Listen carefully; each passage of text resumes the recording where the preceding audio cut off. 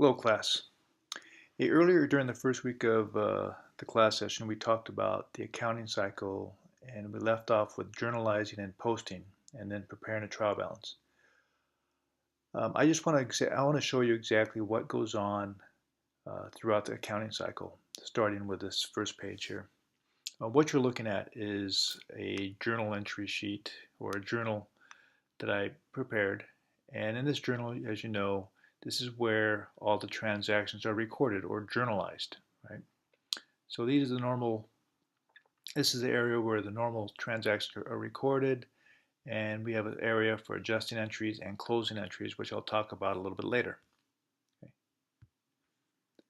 Now I set up these T accounts, okay, and these represent basically the ledger accounts. Every account that we have has a T account, and it's used to keep track of increases and decreases to the accounts in order to determine the balance. Okay. And so you see over here we have cash, accounts receivables, supplies, prepaid rent. We have a T account for prepaid insurance, equipment, accumulated depreciation, and so forth. So you see all the accounts here from assets, liabilities, equity, revenue, and expenses. You'll also notice this one account called income summary, which I'll talk about a little bit later. Okay. Over here is a worksheet I'm going to be using, and this is going to be used to prepare the trial balances. Now we're going to go through three different trial balances. One called the unadjusted trial balance. The second one's going to be called the adjusted trial balance, which is the new balances after we make adjustments. And then finally we have the post-closing trial balance.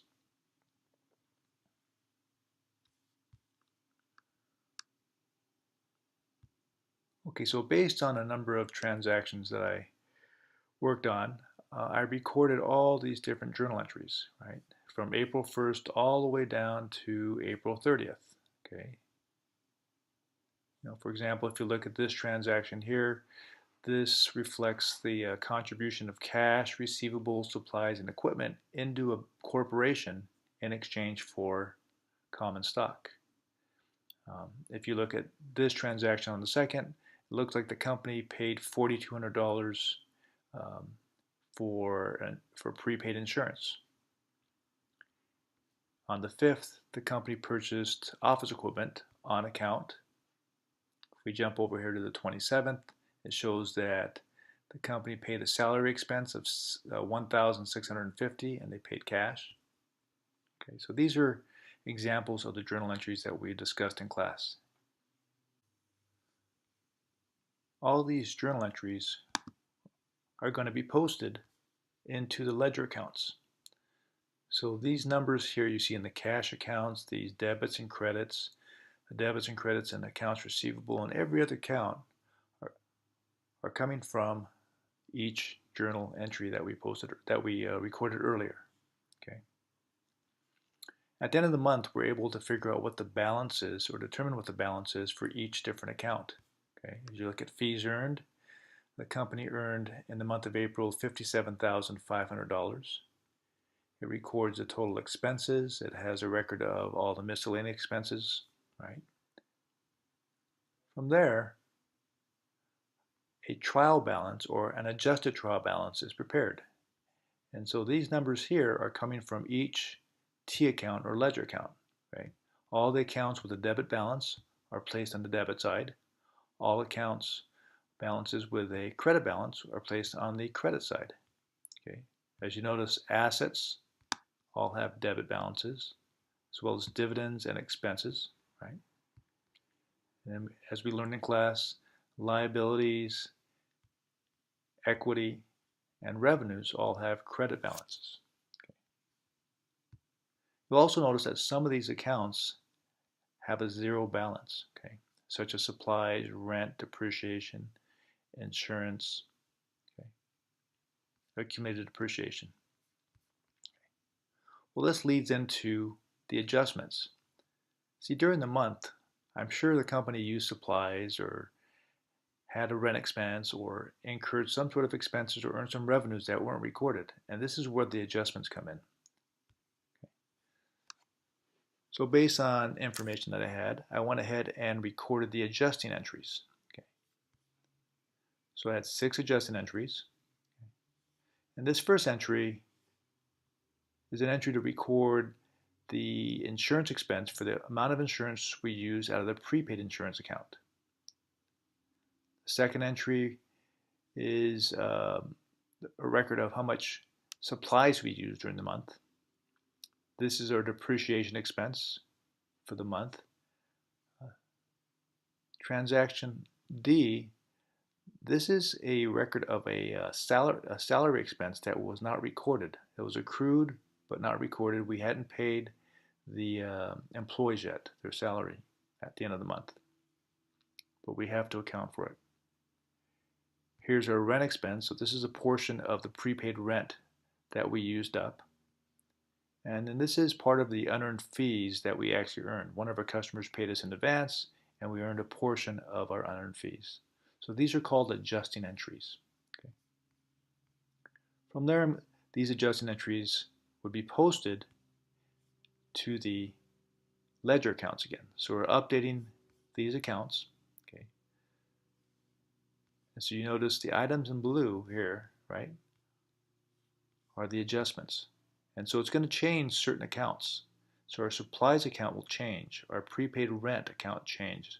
Unearned fees change as well, right? Our fees earned increased. Our salaries expense increased as well. Okay. When it comes to adjusting entries, there's some things that you have to remember. First of all, adjusting entries are made at the end of the accounting period. Second, adjusting entries do not affect cash. And third, adjusting entries always affect one income statement account and one balance sheet account. For example, when we recorded supplies expense, we also reduce our supplies account. The supplies expense is on the income statement. The supplies account is on the balance sheet. Okay. You can also look at, for example, the unearned fees. Our unearned fees is a liability. It represents an advance payment from customers, okay, for future services. Well, during the month, we actually earned part of that advance fee, and so we recorded that as a fees earned, which is a revenue account, and that is on the income statement. At the same time, we're going to reduce our liability called unearned fees by the same amount, and that is on the balance sheet. So again, every adjusting entry impacts one income statement account and one balance sheet account. From there, we prepare our adjusted trial balance. Okay. So over here in red, we see the new balances for certain accounts. The accounts that changed were supplies, prepaid rent, prepaid insurance, accumulated depreciation, salaries payable, unearned fees, fees earned, salaries expense, supplies expense, rent expense, depreciation expense, and insurance expense. Okay. Some of the accounts increased and some of the accounts decreased. Okay. For example, if I look at the supplies, supplies had a balance of $4,025 and it was a debit balance, but I credited the supplies accounts by $2,800. So so 4,025 minus 2,800 gives us a balance of 1,225. On the other hand, if you look at our salaries, okay, on the unadjusted balance was $3,300 for salaries expense, okay, and we added a debit of $275, which increased the balance to $3,575. Okay, so this is our adjusted trial balance, and we notice that in our trial balances, okay, the debits equal the credits, right? In every trial balance, whether it's unadjusted, adjusted, or later on when I talk about the post-closing trial balance, the balances or the total of debits should equal the total of credits. So these numbers here on the on the adjusted trial balance are the final numbers. And from there, we can prepare our financial statements. Okay. So we're going to take these numbers and first prepare an income statement. And so here is our income statement showing our revenues and all our expenses. Okay. This amount here represents the total of all these expenses. And the net income, in this particular case, right, is the difference between the fees earned and the total expenses, resulting in income. Now, if the expenses were greater than the revenues, then we would have a loss. After arriving at net income, we can prepare our retained earnings statement. Right? And with a retained earnings statement, it starts out with beginning retained earnings. And I'm assuming here that this is a brand new company, so the beginning balance is 0. Okay, now, if this was an existing company, the balance would be the amount from the end of the previous year or the end of the previous month. Okay. So we're going to start with 0, and I'm going to take my net income from the income statement, and that's going to be placed here. So that's going to increase our retained earnings. And this company paid dividends. The dividends will reduce our retained earnings. Okay. So when we take the difference between income and dividends, okay, we get an overall increase in retained earnings. We take the beginning balance, which is 0, plus 35,775, gives us an ending balance in retained earnings of $35,775. Okay. So that is the second statement. So you see how the income statement, okay, articulates with the retained earnings statements. From there, you prepare the balance sheet. Now, the balance sheet reports all the assets, liabilities, and equity of the company. Okay. Over here on the left side of the balance sheet, you see all the assets listed here. Okay. And these are all your current assets. Current assets are any assets that you expect to use up or convert to cash within 1 year. What you see next is your property, plant, and equipment. Otherwise, that includes office equipment, land, buildings, things like that. So here we take our current assets plus our property, plant, and equipment, and that gives us our total assets. Okay. Well, by the way, this account called accumulated depreciation, when it comes to fixed assets like office equipment or machinery and equipment, things like that, when we first acquire an asset, those assets are recorded at cost. However, as we use them over the life of the asset depreciates, not so much in value, but in terms of allocating the cost of what we paid. And that allocation of cost, or periodic allocation of cost, is called depreciation. So every month, every year, we're going to take a portion of that original cost and depreciate it, and that amount becomes an expense called depreciation.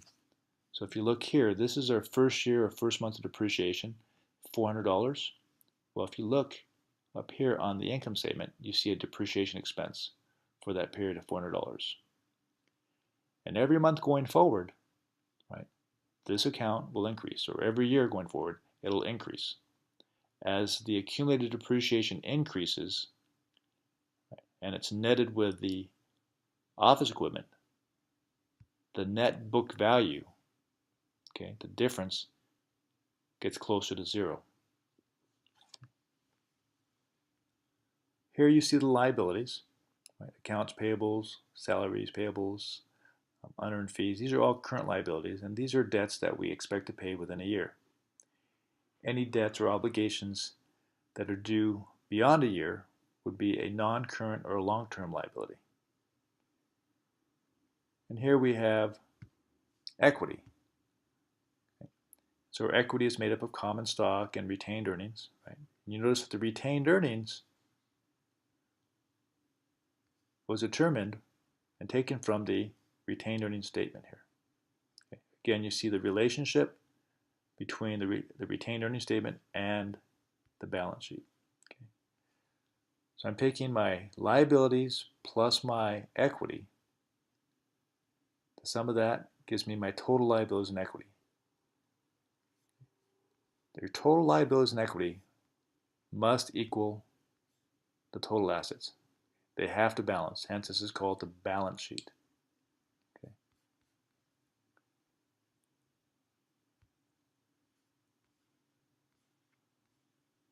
One of the last things that happens in the accounting cycle is the closing process. Okay. Certain accounts have to be closed. And what I mean by closed, they have to be zeroed out. Okay. We don't want those balances in certain accounts to carry over. Okay. Now again, we have 5 different types of accounts. We have assets, liabilities, and equity. We have revenues and expenses. And I should throw in a 6th one called dividends. The accounts that we close are referred to as temporary or nominal accounts. Okay? Those accounts include your revenues, your expenses, and your dividends. All the items on your income statement, those accounts have to be zeroed out. They have to be closed. We do not want those balances rolling over into the next year. Okay? However, the accounts that are never closed are the balance sheet accounts. Those are assets, liabilities, and equity. Okay? Those accounts roll over. So whatever your balance is on December 31st is, one day later on January 1st, that balance will be there. It doesn't go away. So these are the 4 adjusting entries. Like I mentioned earlier, okay, the first entry is closing revenues. And revenues are closed into an account called income summary. Income summary is a clearing account. We only use it to zero out our revenues and expenses and dividends. Okay? So we close out our revenues into income summary. Here we're going to close out all our expenses into income summary.